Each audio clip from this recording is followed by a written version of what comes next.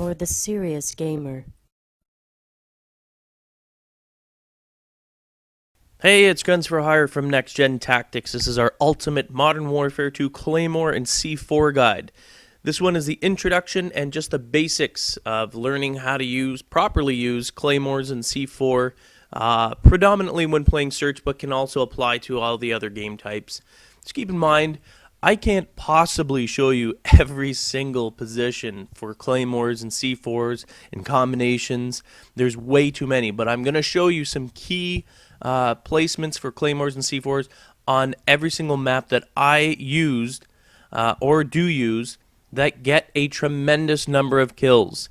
In many cases, my Claymores during search and destroy will get me almost 50% of the total number of kills I get in any round. You will get kills with these, I promise you. Alright, the most important thing with the Claymore is the placement. Where to place it in proximity to, say, that tunnel opening here. Now you want it farther back, and also how you place it on the angle is important. So first of all, you want it far back enough that people cannot see the laser lines. The time they see them, as I'm walking through here, it's too late.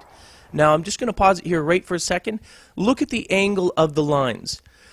These are what will actually trigger the Claymore in the first place, and this is incredibly important in order to increase the possibility that you're going to get a kill. The first laser line, now when I place it, I slightly angle myself outward, so when I'm facing that tunnel opening to my right there, I face a little bit to the left, and then what happens is that first laser line, as you can see, goes straight forward, straight across the opening of that tunnel, and then the second one is arced on an angle almost at 45 degrees, and what happens is there's no point in making the Claymore facing directly and having that first line go into the actual cave, because a lot of times what will happen is either it's close enough that they'll see the line and be able to shoot it or avoid it altogether, or it's back far enough that the wall on the right hand side there is actually cutting off part of the actual detection, the line that's going through there, and it won't trigger till they're close in. This increases the blast radius. You notice that that blast radius goes all the way over to that corner, right over to that area there. So even if they come in all the way through there, they're going to get killed all close to actually where the stairs is. However, and this is where you see a lot of Claymores placed like this. While this placement does look similar and you'd think it'd be the same, the blast radius from the exit of that tunnel has actually been significantly reduced, and I'll show you the laser line following. You watch it out here, and remember it went way more left before, and now it's sort of cut in there. So someone coming through, easy, lightweight marathon, a little halo jump there, boom, they're out of the blast radius. Maybe they get a hit marker, but it's definitely not going to kill them.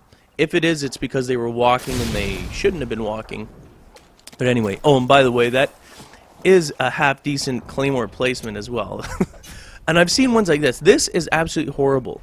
Do not place your Claymores like this, okay? Because your blast radius is there. That's it. That's where it's going along that wall easily. I mean, someone could just run through. Hell, they may be even able to walk through that. So don't waste your time with that.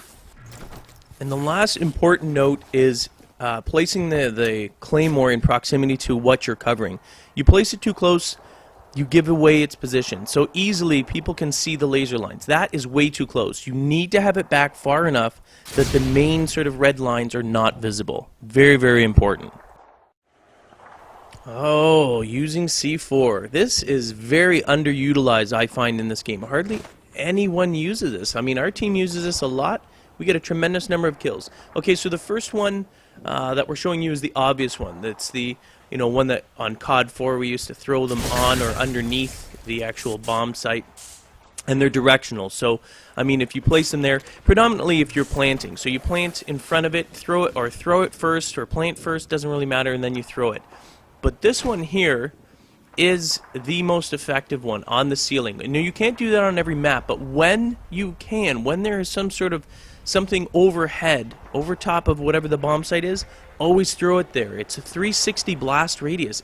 Anything around that, even if they're close to it, then all you have to do is retreat to someplace like this, or someplace you can, that offers you a visual, but you don't necessarily have to be up there. You can be around the corner as long as you can hear. As soon as, some people like to do the old open the case and then quickly jet. to see if it'll trigger anyone if you're listening. Well, if there's C4 there, that trick does not work. You will blow their ass to kingdom come. So it's the same thing here. I mean, and this is Skid Row. We're going to show you Skid Row and all the other tricks for Skid Row. This is just for demonstration. Same sort of thing. You place it on the ceiling. I promise you not a lot of people look there. It may look obvious, but when they're coming in, the last place they're looking is the ceiling. And then all you have to do is be in a place even like this where you can listen and hear, and then you just trigger it. Boom, they're dead. Like, they have no choice. Another neat thing with C4 is being able to throw it. And as long as you know the tricks of how to get it up there, like that one there through the bottom, and if you're like only 1v1, it's a brilliant way to actually get it. And there you go. If the guy was in there, you plant the bomb on that side, you learn where to place them as long as you have a team that does it, then it works out great. Now finally, the last sort of bomb defending trick that I can show you, and it's one of the obvious ones, and this one I do see other teams using, so this is actually, it's good to see. It's a pain in the ass when I run across it, but it's good to see. You throw the C4 right into the bomb. I mean, that one looks a little obvious, but I promise you when they come in, all they do is they see that bomb and they don't look inside. They don't think that there's a C4 inside. Even if they see a blinking light, half the time they're not thinking there's C4 in there. It's very underutilized, very, very effective. So again, you retreat back to an area where you can actually hear them open the briefcase. Boom! Cream pie all over the place. They're, well, it's not cream pie, cupcake, but whatever. Now, the final use for C4, which a lot of people are starting to use a lot more often, in favela here, there tends to be either someone crouching in that corner or a Claymore right around the side. So what C4s allow you to do, and I've used this a lot, and so have my teammates, throw the first one, usually kills any Claymores that are on the side there, or if there's, if you suspect someone hiding in that corner, the beauty of C4s is being able to throw it. Boom, that guy's dead, game over. Anyway, stay tuned. I'm going to show you spots for C4 and Claymore placement on every single map in Modern Warfare 2.